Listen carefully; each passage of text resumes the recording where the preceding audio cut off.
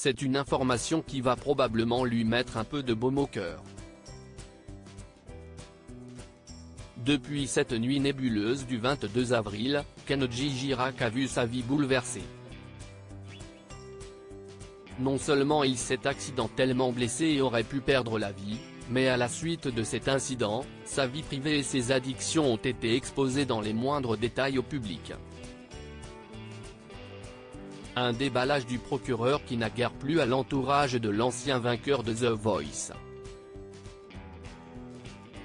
Heureusement, ce lundi 29 avril, l'artiste de 27 ans a reçu une excellente nouvelle. En effet, comme l'a rapporté le quotidien Le Figaro, Kenji Girac figure au deuxième palmarès du Centre national de la musique.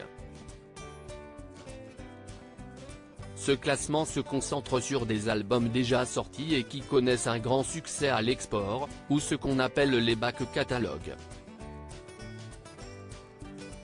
4 albums du papa de la petite Eva Alba, Kenji, 2014, Ensemble, 2015, Amigo, 2018, et Mi Vida, 2020, sont présents dans ce classement. Une nouvelle qui témoigne de l'immense popularité du chanteur, bien au-delà des frontières françaises. Slimane, Kenji, Louane. Ces anciens candidats de The Voice devenus parents de Kenji Girac soutenus par plusieurs personnalités, le chanteur pourrait avoir à affronter plusieurs conséquences après ce drame. Non seulement l'état de sa voix reste incertain, mais sa carrière pourrait être compromise, même s'il récupérait entièrement.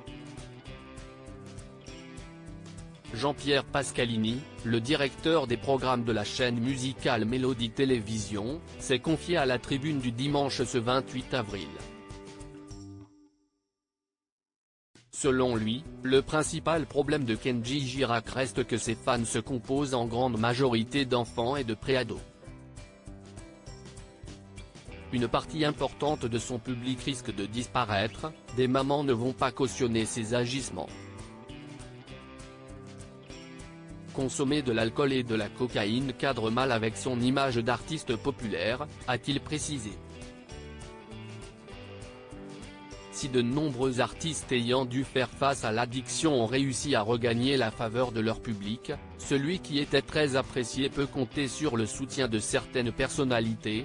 Vianney s'est insurgé sur les réseaux sociaux contre la divulgation détaillée de sa vie privée et l'humoriste Philippe Caverivière, après avoir fait un sketch humoristique sur l'artiste Dans quelle époque, sur France 2, a pris le temps de saluer un mec extraordinaire qui a eu beaucoup de chance de ne pas se tirer une balle dans le cœur, car il a un cœur très gros.